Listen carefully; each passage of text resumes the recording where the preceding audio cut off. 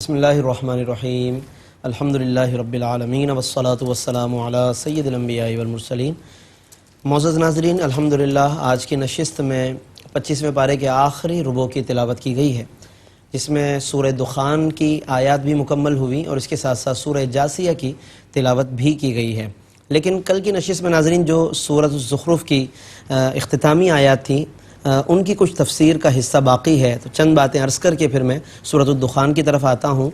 سورہ زخرف میں آیت نمبر 51 میں اللہ رب العالمین نے فرعون کے ایک دعوے کو بیان کیا ہے، اور یہ ایک اپنے مضمون کے اعتبار سے ایک بہت دلچسپ مقام ہے قرآن کریم کا، کہ جہاں فرعون اپنے قوم کے لوگوں کو جب دیکھتا ہے کہ یہ آہستہ آہستہ ان کے معاملات اور ان کے نظریات میں کچھ تذبذب پیدا ہو رہا ہے اور حضرت موسیٰ کی طرف کچھ بڑھ رہے ہیں یا ان کے اندر کچھ میلان پیدا ہو رہا ہے، تو انہیں روکنے کے لیے وہ اپنی سلطنت کا ایک حوالہ دیتا ہے۔ کہتا ہے، قرآن بتاتا ہے وَنَادَى فِرْعَوْنُ فِي قَوْمِهِ، کہ فرعون نے اپنی قوم میں ایک ندا دی اور ایک آواز لگائی، یعنی لوگ جمع ہوئے، اور پھر اس نے کیا کہا؟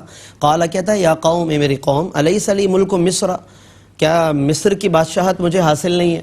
یعنی ایک علاقے یا ایک خطے کی بادشاہت پر اسے اتنا ناز ہے اور اپنی وہ خدائی کا اعلان کر رہا ہے اپنی قوم کے سامنے، تو کہتا ہے الیس لی ملک مصر، کہ کیا مجھے مصر کی بادشاہت حاصل نہیں ہے؟ وہذہ الانہار تجری من تحتی، اور یہ جو نیچے نہریں بہہ رہی ہیں یہ سب میری ہی ہیں، میری سلطنت میں ہیں یہ، اور دریائے نیل سے جو نہریں نکل رہی ہیں تم لوگوں کے باغات تک پہنچ رہی ہیں، دور دور صحراؤں تک بھی اگر کسی کو پانی مل رہا ہے تو یہ میری وجہ سے ہے۔ اس طرح اس نے پورا ایک مصر کا اور وہاں کی لہلہاتے باغات ایک نقشہ کھینچ کر اپنی سلطنت کو بیان کر کے گویا اپنی خدائی اور اپنے خدا ہونے کا ایک جواز ان کو سامنے گویا بیان کیا کہ یہ دیکھو سب کچھ مجھے حاصل ہے، آج تم یہاں رہ رہے ہو میری وجہ سے، تو بتاؤ کہ میں بہتر ہوں یا حضرت موسیٰ علیہ السلام، کہ معاذ اللہ جن کے پاس کچھ نہیں ہے اور میرے مقابلے میں ان کے پاس عزت نہیں ہے؟ اس طرح اس کی مراد تھی۔ تو یہ وہ مقام ہے کہ جہاں فرعون نے اپنا ایک دعویٰ کیا۔ اس آیت کی تفسیر میں ناظرین علامہ قرطبی رحمۃ اللہ علیہ نے خلیفہ ہارون الرشید کے دور کا ایک واقعہ لکھا، کہ جہاں پر علامہ قرطبی لکھتے ہیں کہ خلیفہ ہارون الرشید ایک دفعہ اپنی وسیع و عریض ظاہر ہے کہ سلطنت تھی اس کی اور ایک خلافت حاصل تھی اسے، تو وہاں پر جب وہ مصر سے خلیفہ ہارون الرشید گزرنے لگے تو انہوں نے کھڑے ہو کر مصر کی طرف ایک نظر کرتے ہوئے یا وہاں کا وزٹ کرنے کے بعد جاتے ہوئے پلٹ کر ایک نظر ڈالی اور کہا کہ یہ وہ مصر ہے کہ جس کی سلطنت پر فرعون ناز کرتے کرتے خدائی کے دعوے پر اتر آیا۔ کہا کہ اتنے اس خطے میں ایسی کیا بات ہے کہ جس کی بنیاد پر کوئی خدا ہونے کا دعویٰ کر بیٹھے؟ اتنا خطہ تو میں اپنے غلام کو دے دیتا ہوں۔ یہ کہہ کر ہارون الرشید نے اپنے غلام کو وہاں کا والی بنا دیا مصر کا، اور یہ گویا کہ اظہار کیا کہ یہ تو کوئی ایسی بات نہیں کہ جس پر لوگ خدا ہونے کا دعویٰ کر بیٹھے ہیں، یہ تو میں غلام کو دینے کو تیار ہوں۔ اللہ رب العالمین نے اس دعوے کو یہاں ناظرین اسی لیے بیان کیا کہ تاکہ لوگ غور کریں کہ یہ اپروچ تھی، یہ سوچ کا عالم تھا فرعون کی۔ تو اس کے مقابلے میں ظاہر ہے کہ کفار کو جس چیز کو ترجیح دینی چاہیے وہ پیغام ہے، وہ فکر اور سوچ ہے کہ جو انبیاء علیہ السلام لے کر آئے ہیں، اور وہ اللہ رب العالمین نے جا بجا بیان فرمائی ہے۔ پھر اس کے بعد اسی میں آیت نمبر 68 میں اور اس سے پہلے آیت نمبر 67 میں اللہ رب العالمین نے دوستی کا معیار بتایا، کون سے دوست کام آئیں گے قیامت کے دن، کون سی دوستیاں کام نہیں آئیں گی۔ آج ہم سوچے سمجھے بغیر بے دھڑک ہم کود پڑتے ہیں، پہنچ جاتے ہیں، آگے بڑھ جاتے ہیں، ہاتھ بڑھا دیتے ہیں، جب جس کی گیدرنگ ہم چاہتے ہیں اختیار کر لیتے ہیں۔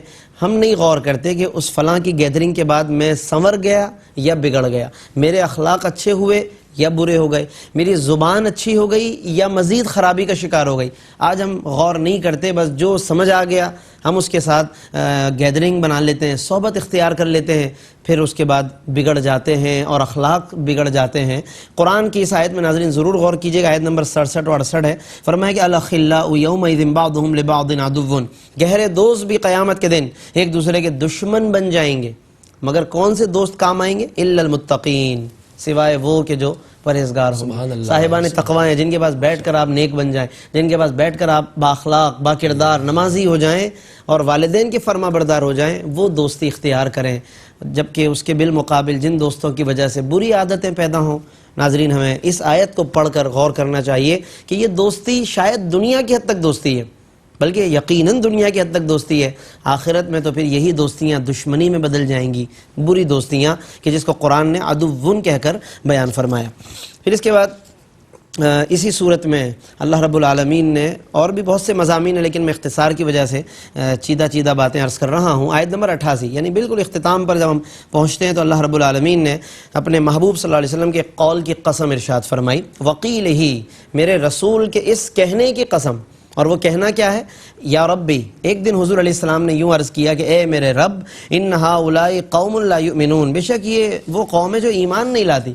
جب کفار پر حضور علیہ السلام نے بڑی محنت کی اور آپ نے مسلسل تگ و دو فرمائی، بڑی تبلیغ فرمائی، اب ان میں سے کئی لوگ ایمان نہیں لائے، تو ایک دن حضور علیہ السلام نے اپنی زبان سے یوں عرض کیا کہ یا ربی، اے میرے رب، بے شک یہ لوگ ایمان نہیں لا رہے۔ تو اب یہاں پر اللہ رب العالمین نے اس قول کی قسم ارشاد فرمائی کہ وقیل ہی، میرے محبوب کے اس کہنے کی قسم۔ سوال یہ کہ آخر اس قول میں ایسی کیا بات تھی کہ اللہ نے قسم ارشاد فرمائی، یعنی قسم ارشاد فرمانے میں کیا حکمت ہے؟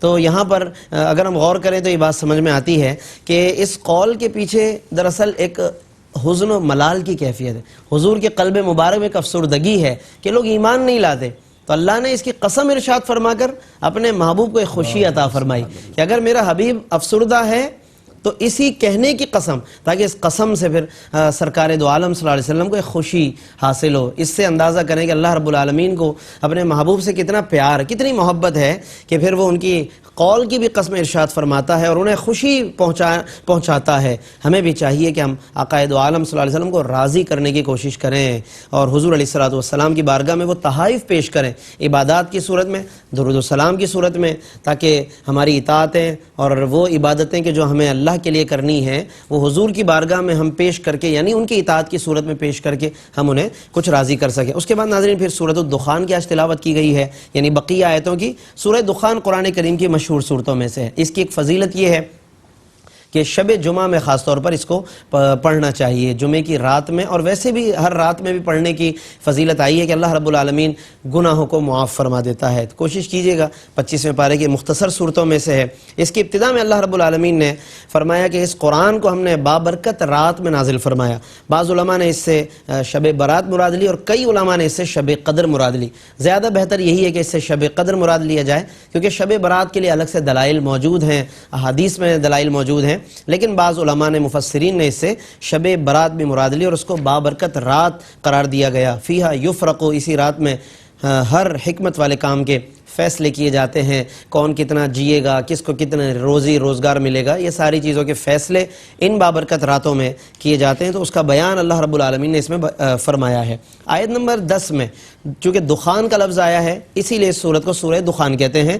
یوم تأتی السماء بدخان مبین، جس دن کے آسمان پر ایک صاف دھواں ظاہر ہوگا۔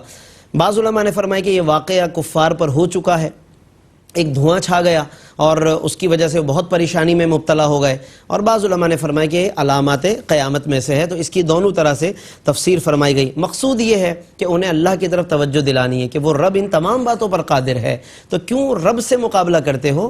بہتری عافیت ہے اطاعت کرنے میں، مقابلہ کرنے میں نہیں، عبادت کرنے میں، اطاعت کرنے میں، تو یہ بار بار توجہ دلائی گئی ہے۔ اس کے بعد پھر فرعون کا انجام اور اس کے ماننے والوں کا انجام بیان کیا، کس طرح وہ عذاب کا شکار ہوئے۔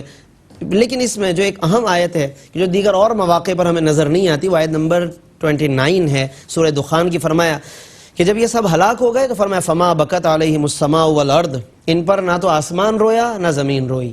یہاں سے علماء نے یہ استدلال کیا کہ کفار کے مرنے پر، فاسق و فاجر کے دنیا سے جانے پر نہ آسمان روتا ہے نہ زمین روتی ہے، لیکن اس کے برعکس اگر کوئی متقی نیک آدمی دنیا سے چلا جائے تو علماء نے فرمایا کہ اس کے جانے پر آسمان بھی روتا ہے، زمین بھی روتی ہے۔ یعنی زمین میں وہ جگہ کہ جہاں وہ سجدے کرتا تھا، وہ جگہ اس کی کمی محسوس کرتی ہے، اور اس کے علاوہ آسمان میں وہ جگہ کہ جہاں سے اس کی روزی رزق نازل ہوتا اور اس کی عبادتیں اوپر جاتی تھی، تو وہ جگہ، وہ دروازے جب بند ہو جاتے ہیں تو وہ جگہیں بھی گریہ وزاری کرتی ہیں۔ ناظرین، ہم کوشش کریں کہ ہماری زندگی ایسی گزرے کہ زمین کے مختلف جگہیں ہماری عبادتوں کی گواہ بن جائیں، آسمان ہمارے لیے گواہ ہو کہ نیک اعمال مسلسل جاتے رہیں، پہنچتے رہیں، کیونکہ یہ جگہیں پھر اس بندے کی کمی پر گریہ وزاری کرتی ہیں۔ کہیں ایسا نہ ہو کہ اللہ نے ان فاسق و فاجر لوگوں کا ذکر کیا، منکرین کا، کہ نہ ان پر آسمان رویا نہ زمین روئی۔ کہیں ایسا نہ ہو کہ خدا نخواستہ ہم میں سے کوئی اس کیفیت کا شکار ہو جائے۔ کیوں نہ ہم اپنی موت کو قابل رشک بنا دیں، زندگی بھی قابل رشک ہو جائے کہ دنیا والے بھی کمی محسوس کریں اور زمین و آسمان بھی کمی محسوس کریں، یہ تب ہوگا کہ جب ہم اطاعت میں زندگی بسر کریں گے، اللہ کی عبادت کر کے زمین کو گواہ بنائیں۔ آج ہم غور کریں کہ کیا زمین کی جگہیں ہمارے لیے گواہ ہیں، بلکہ شاید کہ الٹ نہ ہو کہ یہ در و دیوار ہمارے گناہوں کے گواہ بن جائیں۔ ایسا نہ کریں، گناہوں کے گواہ کم از کم نہ بن۔ اگر ہم عبادت نہیں کر رہے تو کم از کم ان در و دیوار کو گناہوں کا گواہ نہ بنائیں، اپنے اعضائے بدن کو، اپنی زبان اور اپنے قدم اور ہاتھوں کو گناہوں کا گواہ نہ بنائیں، لیکن ہم الٹ کر دیتے ہیں۔ تو ہمیں ضرور اس حوالے سے ناظرین غور کرنا چاہیے۔ سورہ دخان اس اعتبار سے بہت اہم مضامین کی حامل ہے۔ پھر اس میں بھی دوستی کا وہ معیار کہ جو اس سے پہلے سورہ زخرف میں گزر چکا ہے، 41 اور 42 میں وہ مضمون موجود ہے، اس کا بھی ہم مطالعہ کر سکتے ہیں۔ پھر شجرہ زقوم، درخت کا، دوزخ میں ایک ایسا درخت کہ جو بہت ہی کڑوا، کہ جس کو نہ نگل سکیں نہ اگل سکیں، اور ایک ایسا درخت کہ جس کا ابو جہل مذاق اڑاتا تھا۔ اللہ رب العالمین نے یہاں پر اس کا خاص طور پہ اس درخت کا ذکر کیا اور فرما دیا کہ گناہ گاروں کی خوراک ہوگی، پگھلے ہوئے ایک تانبے کی مانند، پیٹ میں جوش مارے گا یہ، جیسے کہ گرم پانی جوش مارتا ہے۔ پھر اس کے بعد ابو جہل سے کیا کہا جائے گا جہنم کے اندر؟ فرمایا کہ ذق، فرشتے کہیں گے چکھو انک انت العزیز الکریم، تم بڑے معزز بنتے تھے دنیا کے اندر۔ ابو جہل اپنے آپ کو عزیز و کریم کہتا تھا، تو یہاں پر بطور خاص فرمایا جا رہا ہے کہ تم بڑے معزز بنتے تھے، چکھو اس کو۔ تو یہ بات، یہ مضامین بیان کر دیے گئے تاکہ لوگوں کو یہ اندازہ ہو کہ ہمیں ان چیزوں کا مذاق نہیں اڑانا ہے، بلکہ یہ ایمان لانے والی چیزیں ہیں، اس کے ذریعے سے تو ہمیں سیکھنا ہے، اس کے ذریعے ہمیں اللہ کا خوف رکھنا ہے۔ تو لہٰذا یہ مضامین بیان کر کے اللہ نے ہمیں توجہ دلائی کہ ہم اپنے خیالات میں، نظریات کے اندر اچھی تبدیلی لے کر آئیں۔ پھر اس کے بعد سورہ جاثیہ کی ناظرین آج تلاوت کی گئی ہے، 37 آیتیں ہیں، 4 رکوع پر مشتمل ہے، اور 28ویں آیت میں جاسیہ کا لفظ اس میں مذکور ہے۔ اس میں بھی اللہ رب العالمین نے پہلے دلائل قدرت بیان فرمائے جو کائنات میں موجود ہیں اور جو انسان کی ذات میں موجود ہے، کہ انسان غور کرتا رہے اور اللہ کی ذات پر اس سے استدلال کرے۔ پھر کفار کی ہٹ دھرمی کو بیان کیا کہ وہ کس طریقے سے آیتیں سنتے ہیں مگر ثم یصر مستکبرا، آیت نمبر 8 میں فرمایا کہ وہ اڑے رہتے ہیں، تکبر کرتے ہیں، کأن لم یسمعھا، گویا کہ سنا ہی نہیں ہے۔ آج بھی لوگ، بہت سے لوگ سنی انسنی کر دیتے ہیں۔ کوئی نصیحت کرو، والدین نصیحت کرتے ہیں، اساتذہ نصیحت کرتے ہیں، بزرگ حضرات، تو سننے کے بعد سنی انسنی، یہ سنی انسنی کی جو ناظرین عادت ہے، یہ کفار کی عادت ہے۔ کأن لم یسمعھا، تو ہمیں اپنے والدین کے ساتھ ایسا سلوک نہیں کرنا چاہیے، اساتذہ کے ساتھ ایسا نہ کریں، اور دین کے ساتھ ایسا نہ کریں کہ ہم سنی انسنی کر دیں۔ ہمیں سننے کے لیے کان دیے، عمل کرنے کے لیے ہاتھ پیر دیے، تو ہم عمل کرنے والے بنے تاکہ اللہ کا مزید ہمیں قرب حاصل ہو سکے۔ پھر اللہ نے سمندروں میں جو نعمتیں پھیلی ہوئی ہیں اس کا بیان فرمایا، اور بنی اسرائیل کا بھی ذکر کیا کہ ان پر بھی نعمتیں کی، مگر انہوں نے بالآخر انکار کیا اور ان سے پھر وہ نعمتیں چھین لی گئیں۔ تو یہ اس لیے بیان کیا تاکہ ہم بھی خوف رکھیں، ڈریں۔ اس کے علاوہ یہ کہ جو گناہ کرتے ہیں ان کا انجام اور صالحین کا انجام ایک جیسا نہیں۔ اگر یہ لوگ سمجھ رہے ہیں کہ ہم اور تم ایک ہی جگہ ہوں گے، لوگ آج کہہ دیتے ہیں کسی نصیحت کرنے والے کو، ہم اور تم ایک ہی جگہ ہوں گے، تو یا تو تم جہاں جاؤ گے ہم بھی وہیں ہوں گے، یا ہم جہاں جائیں گے آپ بھی وہیں ہوں گے۔ لوگ اس طرح کی باتیں کرتے ہیں۔ اللہ نے فرمایا نہیں، ام حسب الذین اجترحوا السیئات، جو برائیاں کرتے ہیں کیا انہوں نے یہ سمجھ رکھا ہے ان نجعلہم کالذین آمنوا وعملوا الصالحات، کہ ہم انہیں ایمان والوں کی طرح کر دیں گے؟ ایسا نہیں ہے۔ تو فرق کو بھی ذہن میں رکھیں اور اپنے عمل کے ذریعے اس فرق کو برقرار رکھیں، یعنی اچھا جو انجام ہے اس کو حاصل کرنے کی کوشش کریں۔ اس کے علاوہ ناظرین اور بھی مضامین ہیں اس میں کہ لوگ زمانے کو سب کچھ سمجھتے ہیں سبب، اور یہی سب کچھ ہے، تو فرمایا نہیں، اللہ مسبب الاسباب ہے، اللہ تبارک و تعالیٰ ہی کی کاریگری ہے اس کائنات کے اندر، اسی کی صنائی ہے۔ دہریت کا رد فرمایا ہے، وما یہلکنا الا الدہر کہہ کر آیت نمبر 24 میں ہے۔ لفظ جاسی آیت نمبر 28 میں ہے۔ آخری بات بس عرض کر رہا ہوں کہ جاسیہ دراصل ایک بیٹھک کی کیفیت ہے کہ جس میں گھٹنوں کے بل کوئی بیٹھ جائے۔ فرمایا وَتَرَا كُلَّ أُمَّةٍ جَاثِيَةٍ، قیامت کے دن تم ہر گروہ کو دیکھو گے کہ گھٹنوں کے بل گرا ہوا ہے، یعنی اللہ کے خوف اور رعب سے کسی میں سیدھا کھڑے ہونے کی بھی ہمت نہیں ہوگی۔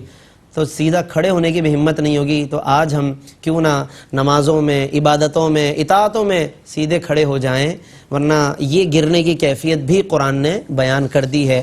ہمیں ڈرنا چاہیے۔ اللہ رب العالمین سے دعا ہے کہ وہ ہمیں ان تمام مضامین میں جو عبرت کے سامان ہیں، وعیدیں ہیں یا جہاں بشارتیں ہیں، ان تمام کو پیش نظر رکھ کر اپنے آپ پر غور و فکر کرنے، اپنا تجزیہ کرنے کی ہمیں توفیق عطا فرمائے۔ آمین۔ وآخر دعوانا الحمدللہ رب العالمین۔